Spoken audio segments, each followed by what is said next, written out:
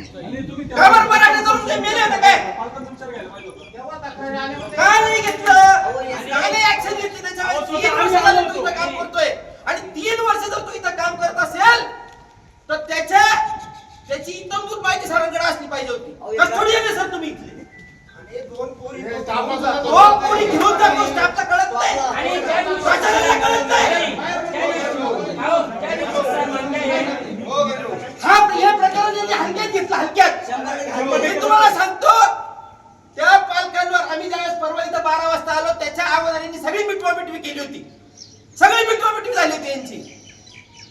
काय तुमची जबाबदारी नाही फिरायचं म्हणून तिथे काय मुलीच्या वडिलांनी नाही दिली तक्रार पण तुमच्या शाळेमध्ये काय बोलता तुम्ही? तुमच्या शाळेचे विद्यार्थी तुमच्या शाळेचा शिक्षक आहे. अनेक लोक ऐका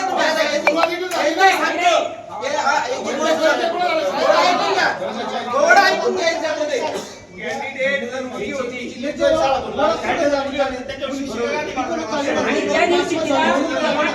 सांगितलं की मला तक्रार द्या तुम्ही निरीक्षक साहेब तुमच्या वडील पोलीस स्टेशनला तक्रार द्या. आम्ही सर्व तुमच्या सोबत आहोत. पण ते म्हणे माझ्या मुलीचं पूर्ण आयुष्य माझ्या समोर आहे. ते म्हणे की माझी पहिली कोर्टाची केस चालू होती आता 2 दिवसापूर्वी म्हटली अशी जर पुन्हा केस सुरू झाली तर मी माझ्या आयुष्यभर आणि माझ्या मुलीचं आयुष्य हे सगळं बर्बाद होऊन जाईल. त्यामुळे मला तक्रार द्यायची नाहीये. मी आपल्याला नम्र विनंती करतो की त्याच्यावरती आपल्या संस्थेअंतर्गत कठोरात कठोर कारवाई करा, त्याला निलंबित करा तात्काळ अशी त्या पालकांनी तात्काळ सांगितलं. आणि जर असा प्रकार मला आत्महत्या करावं किंवा माझ्या मुलीला आत्महत्या करावी का ह्या गोष्टी तुम्ही लक्षात घ्या आणि मग तुम्हाला काय योग्य निर्णय घ्यायचा तो तुम्ही सांगा. मी संस्थेला त्या संदर्भात कळवलं. संस्थेला पालकांची भूमिका सांगितली. पालकांनी त्या मुलीच्या आयुष्य संदर्भात जे आपल्याला सांगितलं की आता तिचं वय आहे, नाबालिक आहेत, नवीन आहेत आणि तिचं पूर्ण आयुष्य जायचं आहे तर कसं आता माझी 2 दिवसापूर्वी एक केस मिटली तर त्यानंतर अशा स्वरूपाची जर केस माझ्या आयुष्यात माझं घर कुटुंब माझं सर्वच आयुष्य उद्ध्वस्त होईल तर मग यासाठी मी अतिशय तणावात आहे.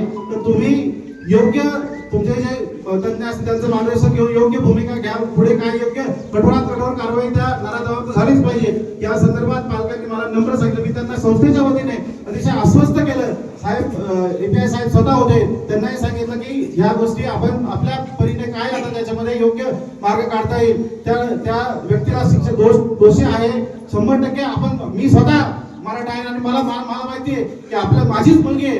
मला 2 मुली आहेत, 7वीला आहेत, एक 5वीला आहे. मला माहिती आहे माझ्या मुलींचं काय असतं. तर मुली कुणाच्या आहे, मुलींचं आयुष्य महत्वाचं आहे. अनेक गोष्टी आता संवेदनशील विषय आहे. या संवेदन विषयाला योग्य पद्धतीने आपण सर्वांनी पालक म्हणून एवढी मोठी संस्था आहे, एवढी मोठी शाळा आहे. या परिसरामध्ये बंडेर भैरव सारखी 1800 विद्यार्थी या शाळेमध्ये शिकतात. दिंडोरी मधून, निफाड मधून, चांदवड मधून एवढे लांबून विद्यार्थी येतात. गरीब शेतकरी कुटुंबातील विद्यार्थी येतात. त्यांना या संस्थेमुळे या शाळेमुळे आज कोणी डॉक्टर झाले, इंजिनियर झाले, मोठ्या मोठ्या पदावर गेले.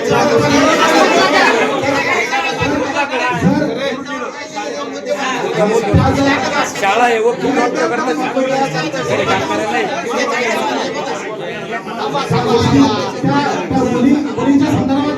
पोलीस फिर्यादी आहे.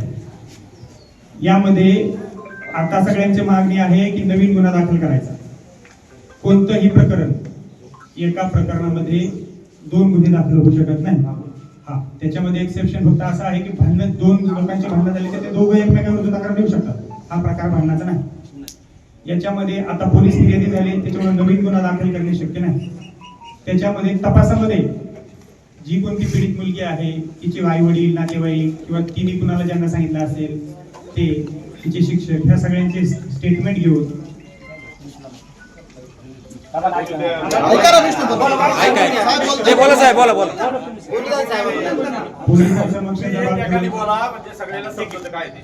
त्याच्यानंतर ज्यांचे आम्हाला आवश्यक वाटतं त्यांचे कोर्टासमोर जबाब होतील.